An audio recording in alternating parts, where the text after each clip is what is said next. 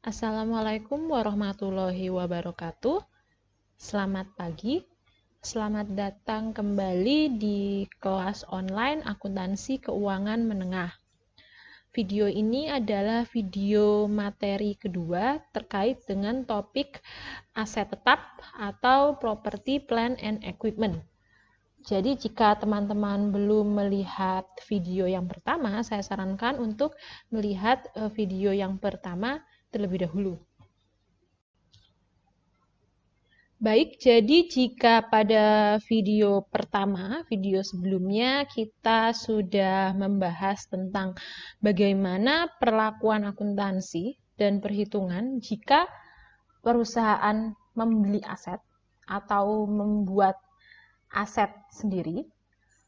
Jadi jika saat ini kita akan mencoba membahas tentang bagaimana perlakuan jika perusahaan mendapat aset baru melalui penukaran dengan aset yang lama.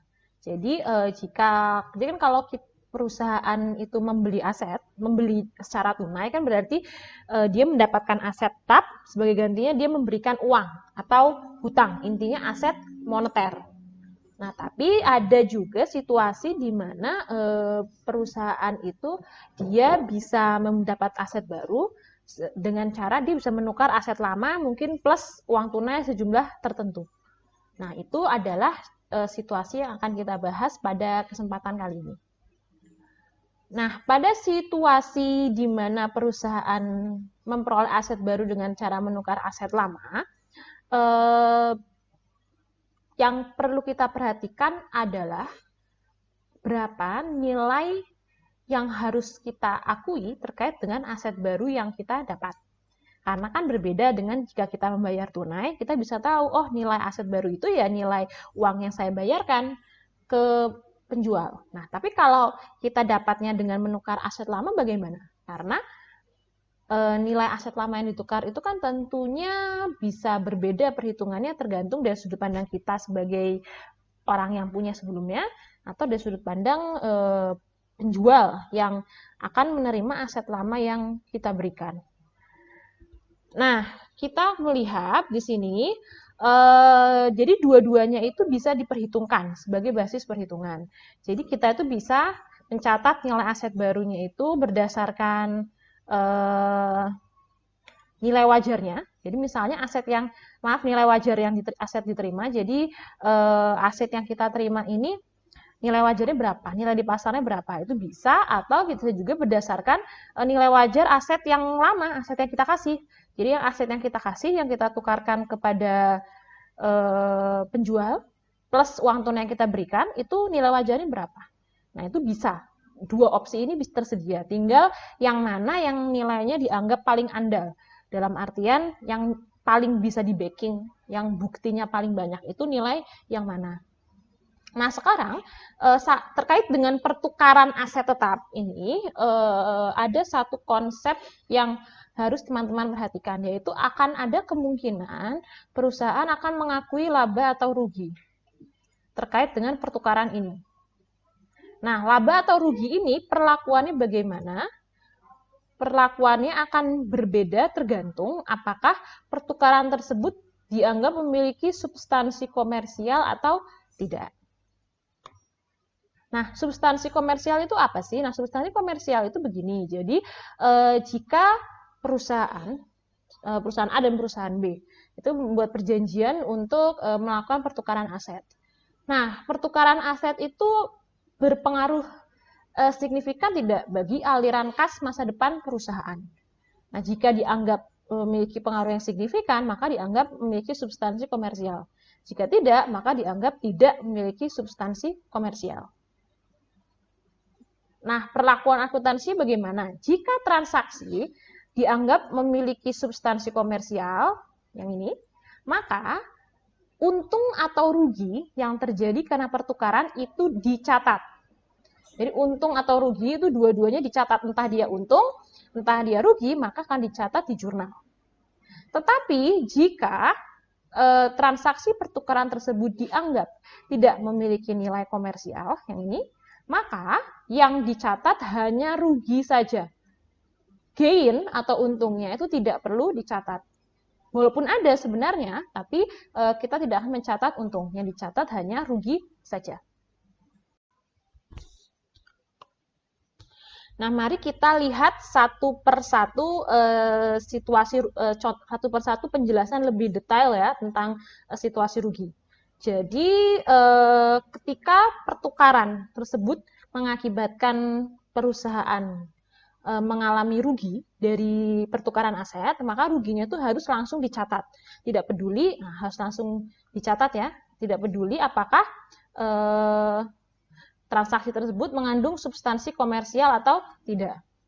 Alasannya kenapa? Alasannya karena dengan adanya pencatatan secara langsung itu, perusahaan menghindari mencatat aset lebih besar daripada nilai setara kasnya. Karena begini, jika misalnya setelah kita menghitung, oh ternyata perusahaan rugi mencatat pertukaran aset, itu artinya aset yang kita catat saat ini itu nilainya lebih tinggi daripada seharusnya. Nah, akibatnya kita harus segera mengupdate nilai asetnya. Jika kita tidak mengupdate, alasannya kita nggak perlu nyatat ruginya, ini kan tidak ada substansi komersialnya. Kalau kita melakukan hal itu, akibatnya nilai aset yang dicatat menjadi terlalu besar. Padahal nilai aset itu perusahaan tidak boleh menilai aset lebih besar daripada nilai setara kasnya. Ketika kita menemukan perhitungan yang menunjukkan bahwa sebenarnya transaksi pertukaran kita itu rugi, artinya aset yang kita sekarang ini itu nilainya sudah lebih rendah daripada nilai tercatat. Artinya harus ada update nilai segera. Jika tidak, maka nilai aset lebih besar daripada seharusnya. Dan itu harus dihindari oleh akuntan. Tidak boleh. Sehingga harus langsung dicatat kalau ada rugi. Langsung pakai contoh saja daripada teori-teori yang membosankan. Kita lihat di sini, Information Processing Incorporated menukar mesin yang sudah ia gunakan selama beberapa waktu dengan mesin baru pada Gerard Business Solution Inc. Pertukaran tersebut mengandung substansi komersial. Nah ini ya, pertukarannya mengandung substansi komersial. Mesin lama tersebut memiliki nilai buku sebesar 8.000. Ingat ya, nilai buku itu adalah kos awal dikurangi akumulasi depresiasi. Jadi, kos awalnya 12.000, yang ini, akumulasi depresiasinya 4.000, kalau dikurangi berarti kita dapat nilai bukunya 8.000. Nah, informasi pasar menunjukkan bahwa mesin baru yang diperoleh oleh Information Processing Inc. memiliki nilai pasar sebesar $16.000. Nah, Gerard setelah melihat mesin lama yang mau ditukar oleh Information Processing Inc. ini menilai, wah mesin lama ini nilainya sebesar $9.000 untuk mengurangi pembayaran mereka atas mesin baru. Jadi kan si Information Processing itu kan mau beli mesin lah dari Gerard Business. Tapi daripada dia bayar semuanya tunai, dia bilang, aku tukar pakai mesin yang lama. Nah, mesin yang lama dikasih ke Gerard Business, terus sama Gerard Business dinilai, mesinnya berapa nih? Nah, dinilai dapat bahwa nilai mesin dianggap 9.000.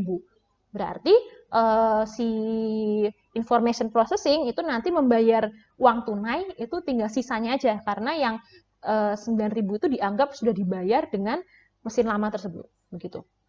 Nah, jadi sekarang pertanyaannya adalah berapa kos aset baru yang dicatat oleh Information Processing Inc.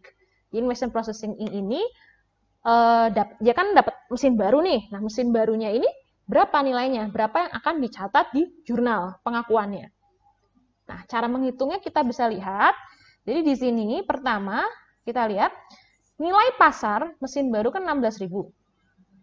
Nah, terus berapa? Terus ditukar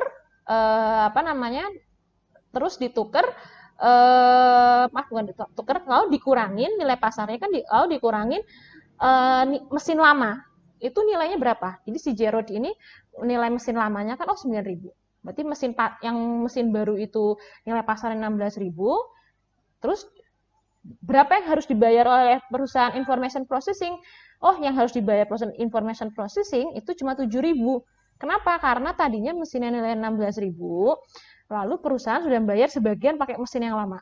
Ya kan? Less mesin lama itu nilainya berapa? 9.000. Sehingga uang tunai yang harus dibayar oleh information processing itu adalah sebesar 7.000. Nah, terus kita lihat, nah uang tunai yang harus dibayar itu 7.000. Nah, terus kita lihat, emang mesin yang lama itu sebenarnya nilai pasarnya itu berapa sih? Nah, kalau kita lihat itu, nah nilai wajarnya itu berapa sebenarnya di pasar? Nah, walaupun sebenarnya sama Jerot dinilai 9.000, tapi di pasar kan belum tentu 9.000. Nah, kita lihat di pasar itu ternyata nilainya adalah 6.000. Berarti nilai mesin baru itu adalah, jadi ya intinya rumusnya, nilai mesin baru itu adalah nilai wajar mesin yang lama ditambah uang tunai tambahan yang harus dibayarkan oleh perusahaan. Kita mendapatkan cost mesin yang baru. Jadi mesin yang lama itu nilai wajarnya di pasar berapa ditambah plus perusahaan harus bayar duit tunai berapa. Nah, itulah cost mesin baru. Nah, begitu. Jadi yang ini rumus utamanya yang ini. Nah, yang di bagian atas ini itu tambahan aja. Yang atas ini itu tambahan tergantung jenis soalnya. Karena di soal ini tidak disebutkan kan uang tunai yang dibayarkan berapa. Nah, kalau ada soal di mana langsung disebutkan uang tunai yang dibayarkan oleh information processing untuk mendapatkan mesin baru ada sebesar berapa, nanti langsung masukin aja ke rumus yang ini. Rumus yang penting itu yang di sini. Gitu. Nah, sekarang catatnya bagaimana? Kita lihat sebelum nyatet, kita perhatikan dulu ini transaksi untung atau rugi. Karena kalau rugi nggak peduli ada substansi komersialnya atau tidak kan harus langsung dicatat. Nah, kalau untung kita lihat, oh ini substansi komersial, berarti kalau untung juga harus dicatat. Nah, kita lihat ada rugi atau tidak. Nah, rugi itu cara ngitungnya teman-teman, bandingkan antara nilai wajar aset yang lama, mesin lama itu nilai di pasarnya berapa, dibandingkan dengan nilai buku mesin lamanya. Nah, kita lihat nilai wajar mesin lama itu kan 6.000, berdasarkan informasi pasar yang ini. Nilai wajar mesin yang lama itu 6.000, padahal nilai bukunya itu adalah 8.000. Jadi di catatan saya, ini mesin itu nilai 8.000. Lah dilalah kalau dijual di pasar cuma laku 6.000. Artinya perusahaan itu bayarnya rugi sebesar 2.000. Begitu. Nah, rugi ini harus langsung dicatat, tidak peduli transaksi pertukaran itu ada substansi komersialnya atau tidak. Nah, jurnalnya bagaimana untuk mencatat transaksi ini? Maka jurnalnya perhatikan sebagai berikut. Nah, jadi yang pertama, peralatan yang ini adalah peralatan yang baru ya, karena bertambah, berarti kan masuk peralatan yang baru adalah sebesar 13.000. Dapat dari mana? Dapatnya dari hitungan kita yang ini, yang awal. Nah, dapatnya di hitungan yang pertama di sini. Nah, selanjutnya akumulasi depresiasi. Nah, selanjutnya yang jurnal yang ini, dua akun yang ini adalah akun untuk menghapus mesin atau peralatan yang lama. Kan di soal itu disebutkan, di sini perhatikan ya, saya bolak-balik. Peralatan ini disebutkan bahwa mesin yang lama itu kan cost-nya awalnya adalah 12.000, akumulasi depresiasi 4.000. Ini dicatat menjadi dua akun yang berbeda. Nah, ini dua-duanya harus dihapus. Berarti kan yang peralatan 12.000 debit saldo normalnya. Kita hapus, maka kita membuat akun di kredit 12.000. Akumulasi depresiasi, saldo normalnya dia di kredit 4.000, maka untuk menghapus, kita membuat jurnal di mana akumulasi depresiasinya di debit 4.000. Sehingga jadinya seperti ini. Nah, ini. Ini berarti sudah 3 akun ya, saya jelaskan. Seperti ini. Nah, selanjutnya rugi pelepasan aset ini dari hasil perhitungan kita yang di sini. Karena dia rugi, maka posisinya dia di debit. Nah, kalau misalnya akunnya untung, maka tentunya nanti akan kita mencatat untung posisinya di kredit di sini, untung pelepasan aset gitu. Nah, lalu yang terakhir, karena tentunya di sini di soal disebutkan bahwa information processing masih harus membayar uang tunai sebesar 7.000, hasil perhitungan kita tadi sebelumnya, maka di sini ada jurnal di mana ada akun kas kredit sebesar 7.000. Begini. Ini adalah jurnal yang harus dicatat untuk transaksi pertukaran mesin sesuai dengan soal yang ada di slide sebelumnya.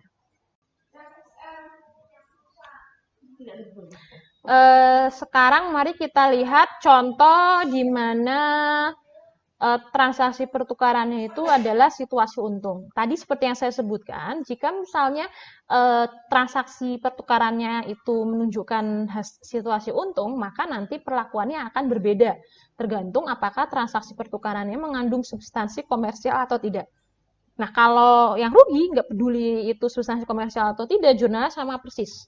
Nah, tapi kalau situasi untung, maka akan ada perbedaan sedikit di akun jurnalnya dan nilainya terkait dengan pembuatan jurnalnya. Nah, kita lihat, kalau kita contoh yang pertama, kita lihat dulu ketika mengandung substansi komersial. Nah, perusahaan biasanya mencatat kos aset tetap yang diperoleh dari menukarkan aset non-moneter pada nilai wajarnya. Jadi, kalau kita perusahaan itu menukar aset lama dengan aset baru, maka yang ia catat itu adalah nilai wajar aset yang baru itu ia catat berdasarkan nilai wajarnya, di pasarnya berapa, gitu. Untung yang muncul dari transaksi ini, langsung dicatat saat pertukaran terjadi, karena ini mengandung substansi komersial. Mari langsung kita lihat contohnya saja. Perhatikan contoh berikut. Interstate Transportation Company menukarkan beberapa truk lama dengan satu truk baru.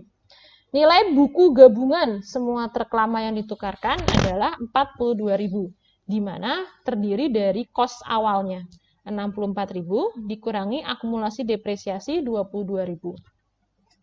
Berdasarkan informasi yang diperoleh, Interstate menilai bahwa truk-truk lama tersebut memiliki total nilai wajar sebesar 49.000. Selain memberikan truk lama tersebut, Interstate juga harus membayar 11.000 dolar tunai untuk memperoleh truk baru. Interstate menghitung kos truk baru dengan cara sebagai berikut. Tadi masih ingat yang saya jelaskan ya, rumusnya untuk mengetahui nilai atau kos dari aset yang baru itu adalah nilai wajar aset lama ditambah uang tunai yang dibayarkan. Sehingga di sini kita bisa lihat nilai wajar dari truk lama, truk yang ditukarkan adalah 49.000, ditambah uang tunai yang harus dibayarkan adalah 11.000, dapat bahwa kos mesin yang baru adalah sebesar 60.000 dolar. Nah, lalu selanjutnya apa? Setelah sudah dapat kos mesin yang baru, kos alat aset yang baru, maka langkah selanjutnya adalah menghitung untung atau ruginya. Nah, kita lihat, ingat ya, untung atau rugi membandingkannya adalah nilai wajar aset lama dibandingkan dengan nilai buku aset lama. Nilai wajar aset lama di soal sudah disebutkan 49.000 ya, yang ini. Nah, nilai 49.000 yang ini. Lalu kita bandingkan dengan nilai buku aset lama di soal sudah disebutkan. Nilai buku aset lama adalah 42.000. Jadi, di sini nilai wajarnya lebih tinggi daripada nilai bukunya. Di catatan kita, ini truk itu nilainya adalah 42.000. Ternyata kalau dijual ke pasar bisa laku 49.000. Artinya, ada untung di situ. Nah, jadi di sini tercatat bahwa ada untung pelepasan aset, untung pertukaran aset sebesar 7.000 dolar. Itu adalah perhitungannya. Berarti sudah dua ya, dua-duanya sudah kita lakukan, yaitu pertama menghitung kos aset yang baru, lalu yang kedua menghitung untung atau ruginya. Sekarang kita lihat jurnalnya. Nah, jadi kita lihat yang pertama kendaraan yang baru adalah sebesar 60.000 sesuai dengan perhitungan kita tadi ya, yang perhitungan yang sebelumnya, yang ini tadi. Nah, kendaraan yang baru, truk yang baru adalah 60.000. Selanjutnya sama seperti yang saya tadi bilang, selanjutnya jurnal yang ini adalah untuk menghapus kendaraan yang lama. Jadi kan kendaraan lama tadi disebutkan ada kos awalnya 64.000 yang ini. Maka kita hapus, membuat akun kredit di sini 64.000. Yang kedua, akumulasi depresiasi, saldo normalnya kan kredit ya, 22.000. Maka untuk menghapus, kita membuat jurnal di mana ada akun akumulasi depresiasi di debit. Nah, 22.000. Sehingga menghapus pencatatan untuk aset yang lama. Selanjutnya, kita mencatat untung pelepasan kendaraan yang ada di sini. Untuk pelepasan kendaraan atau pelepasan aset sebesar 7.000 dolar sesuai perhitungan kita yang ada di sini. Yang terakhir, di soal disebutkan bahwa interstate harus membayar uang tunai sebesar 11.000. Nah, maka di sini ada kas kredit sebesar 11.000. Nah, ini kalau ada substansi komersialnya. Nah, sekarang langsung ya kita lihat. Kalau tidak ada substansi komersialnya bagaimana?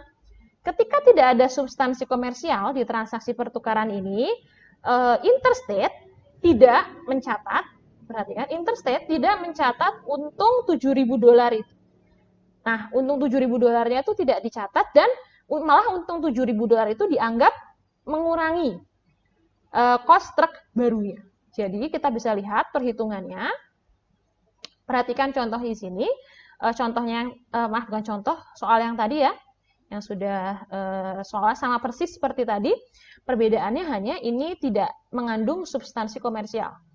Di soalnya kita lihat jurnal bagaimana kalau soalnya seperti ini tapi transaksinya tidak mengandung substansi komersial, maka langkah yang pertama sama seperti kalau harus ada substansi komersial, kita hitung dulu cost aset yang baru. Cara menghitungnya gimana? Nah, cara menghitungnya adalah ada dua cara. Yang pertama, seperti yang disebutkan di sini tadi, disebutkan bahwa untung $7.000 ini malah bisa mengurangi cost truk baru. Cara pertama, kita bisa fair value truk yang baru dikurangi untung dikurangi untung pertukaran aset, maka kita mendapatkan nilai truk barunya adalah 53.000. Tapi misalnya, Bu, saya belum menghitung untung ruginya nih, apa saya berarti harus ngitung dulu? Boleh ngitung dulu, atau bisa juga menggunakan cara yang kedua. Jadi cara yang kedua itu adalah nilai buku truk yang lama atau aset yang lama, nilai bukunya, bukan nilai wajarnya, nilai bukunya ditambah kas atau uang tunai yang dibayarkan. Berarti kan kalau contoh yang sebelumnya tadi nilai wajar ya, nilai wajar. Nah, kalau yang di nilai wajar aset yang lama ditambahkan uang tunai. Nah, kalau ini ada nilai buku aset yang lama ditambahkan uang tunai. Nah, ini menjadi cost truk yang truk yang baru. Sehingga jurnal yang akan dicatat nanti jadinya seperti ini. Perhatikan teman-teman. Yang pertama, kendaraan baru ini adalah perhitungan yang sudah kita lakukan di sini. Nah, lalu yang kedua, akumulasi depresiasi dan kendaraan lama ini sama persis seperti tadi jurnal ketika transaksi pertukarannya mengandung substansi komersial. Jadi intinya ini menghapus truk yang lama. Jadi menghapus truk yang lama, kita menghapus yang nilai 64.000, lalu menghapus akumulasi depresiasi yang 22.000. Lalu yang terakhir adalah karena di soal disebutkan membayar tunai sebesar 11.000, maka di sini juga dicatat tidak berubah. Nah, jadi teman-teman perhatikan di sini perbedaannya dengan jurnal sebelumnya di mana ada substansi komersialnya. Yang pertama adalah tidak ada untung atau tidak ada untungnya. Untung tidak dicatat di sini. Yang kedua adalah nilai aset yang baru, nilai kendaraan yang baru yang ini berubah ketika transaksinya tidak mengandung substansi komersial. Seperti itu. Nah, itu materi terkait pertukaran aset. Akan ada latihan, nanti latihannya akan dibahas secara lebih detail di video yang khusus membahas tentang contoh-contoh soal. Kita akan mengerjakan bersama-sama. Sebelum kita selesai, masih ada satu lagi yang perlu saya sampaikan, yaitu terkait dengan penghapusan aset tetap. Nah, jadi seperti yang contoh yang saya sebutkan itu tadi kan, ketika kita sudah beli aset, sudah lewat beli, sudah lewat membuat sendiri atau saat nuker, itu ada kemungkinan juga kita akan melepas aset tersebut. Nah, melepas aset tersebut itu bisa terdiri dari 3 transaksi. Yang pertama kita menjual asetnya. Yang kedua kita nuker. Nah, nuker itu berarti sama seperti tadi ya prinsipnya. Karena kalau yang di prinsip pertukaran tadi teman-teman, perhatikan, kita mendapat aset baru, sebagai gantinya kan kita memberikan aset yang lama. Berarti aset yang lama itu dihapus, dilepaskan. Nah, itu juga bisa menjadi transaksi yang menyebabkan penghapusan aset tetap. Lalu yang terakhir adalah penghancuran atau pembuangan. Ini biasanya untuk aset tetap yang dianggap sudah tidak dapat memberikan keuntungan bagi perusahaan. Sudah nggak bisa dipakai, plus kalau dijual juga sudah nggak laku, jadinya dihapus. Nah, yang perlu dicatat adalah pencatatan depresiasi harus dilakukan sampai dengan tanggal penghapusan atau pelepasan aset tersebut. Nah, jadi intinya apa? Intinya begini, nah, depresiasi itu kan dicatat sampai Desember. Nah, ini begini ya, ini kalau dikasih gambaran, itu begini. Nah, itu kan misalnya depresiasi itu kan diupdate-nya setiap 31 Desember. Nah, 31 Desember. Nah, misalnya katakanlah di sini pada tanggal 1 Maret, perusahaan memutuskan untuk misalnya menjual aset. Menjual. Atau memutuskan untuk menghapus aset. Hapus. Nah, intinya memutuskan untuk melepaskan aset. Nah, depresiasi dari tanggal 31 Desember sampai tanggal 1 Maret ini, depresiasinya harus dicatat dulu. Jadi sebelum kita membuat jurnal untuk menjual aset, atau membuat jurnal untuk menghapus aset, harus dibuat dulu jurnal depresiasi dari periode 31 Desember sampai tanggal di mana transaksi itu terjadi. Itu maksudnya di sini begitu. Mari kita lihat langsung saja bersama-sama terkait dengan contoh transaksi penjualan aset tetap. Jadi, perhatikan contoh ini, Ottawa Corporation memiliki mesin dengan kos 20.000 ketika dibeli pada 1 Juli 2007. Depresiasi telah dicatat sebesar 2.400 per tahun. Nah, ada perhitungan lah, membuat depresiasinya itu 2.400 per tahun. Sehingga akumulasi depresiasi per 31 Desember 2010 sebesar 8.400. Mesin tersebut terjual pada 1 September 2011 dengan harga 10.500. Buatlah jurnal untuk mencatat transaksi yang pertama. Kita perhatikan, di soal ini kan disebutkan bahwa depresiasinya kan update-nya, kita lihat ya, di sini ada timeline.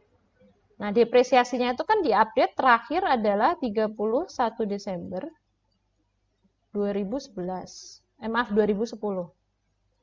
Kita lihat. Nah, lalu transaksi ini mesinnya baru dijual pada 1 September 2011. Artinya ada depresiasi dari periode ini yang belum dicatat. Karena nanti dicatatnya kan harusnya dicatatnya baru 31 Desember 2011. Jadi depresiasinya belum update.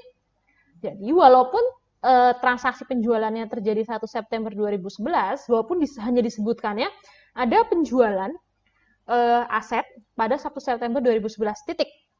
Disuruh buatlah jurnal yang diperlukan untuk mencatat transaksi tersebut. Nah, ketika pertanyaannya adalah buatlah jurnal, itu bukan berarti teman-teman hanya membuat jurnal penjualannya saja. Jadi teman-teman wajib pertama membuat dulu jurnal untuk mengupdate nilai depresiasinya dari tanggal 31 Desember sampai dengan tanggal di mana terjadi transaksi penjualannya. Nah, itu diupdate dulu, jadi harus dibuat dulu jurnal untuk depresiasi. Baru setelah itu buat jurnal terkait dengan penjualan asetnya. Jadi bisa lihat, jurnal pertama memperbarui nilai depresiasi sampai dengan 1 September 2011, baru setelah itu jurnal untuk menjual mesinnya. Nah, jurnal untuk mencatat depresiasinya, maka kita bisa lihat, jadi kan 1 tahunnya 2.400 dolar, kita lihat. Ini kan bulannya kan 31 Desember 2010 sampai 1 September, kita hitung berarti bulannya ada Januari, Februari, Maret, April, Mei, Juni, Juli, Agustus, 8 bulan. Karena September tanggal 1, maka belum dihitung ya, cuma sampai Agustus, berarti ada 8 bulan. Maka kita bisa lihat 8 per 12 dikali karena ini setahun 2.400, maka 8 per 12 kali 2.400. Dapat biaya depresiasi sebesar 1.600. Dan akumulasi depresiasi 1.600. Nah, ini jurnal untuk mencatat depresiasinya. Diupdate dulu depresiasinya sampai 1 September 2011. Nah, ketika sudah, baru kita membuat jurnal untuk mencatat penjualan mesinnya. Nah, Tadi kan disebutkan bahwa kita lihat lagi di soal penjualan mesinnya. Maaf di sini. Ini aja biar cepat. Kita lihat lagi di soal disebutkan bahwa mesinnya terjual dengan harga 10.500. Terjualnya anggaplah secara tunai. Artinya berarti transaksinya ada kas masuk sebesar 10.500. Nah, selanjutnya 10.500 yang ini adalah kasnya. Lalu awalnya mesin ini cost-nya adalah 20.000. Nah, 20.000 ini berarti dicatat sebagai aset. Ini dihapus juga. Berarti ketika ada penjualan, yang pertama Anda menghapus aset yang dijual. Sama seperti waktu pertukaran, kalau Anda menghapus aset, berarti yang Anda hapus ada dua akun. Akun yang pertama adalah akun aset itu sendiri. Yang kedua, Anda menghapus akumulasi depresiasinya. Sehingga jurnalnya nanti, kita bisa lihat, pertama, di sini Anda hapus akumulasi depresiasinya dan hapus mesinnya. Maka akumulasi depresiasinya di debit dan mesinnya di kredit. Nah, untuk mesin adalah sebesar 20.000. Sesuai dengan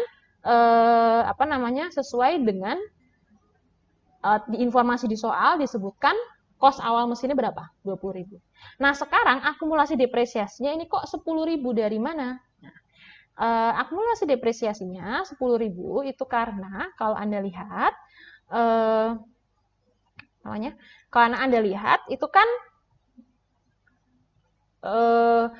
akumulasi depresiasi awal di sini kan di soal kalau Anda lihat akumulasi depresiasi awalnya itu adalah sebesar kalau Anda lihat akumulasi depresiasinya pada 31 Desember 2010 kan adalah sebesar 8.400.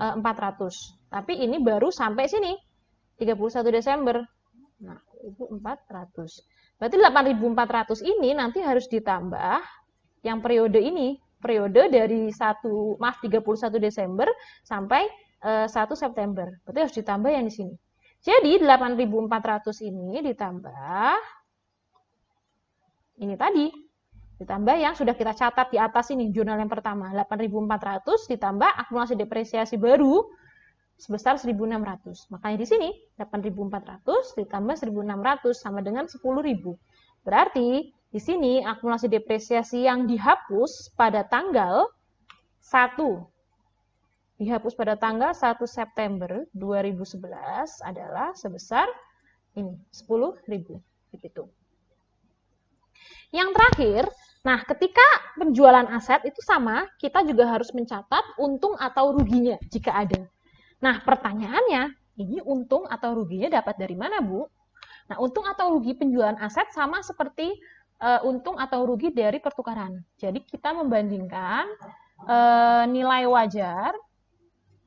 wajar aset dibandingkan dengan nilai bukunya. Nilai buku aset. Nah, di sini nilai wajarnya kan ini nih, yang kas masuk.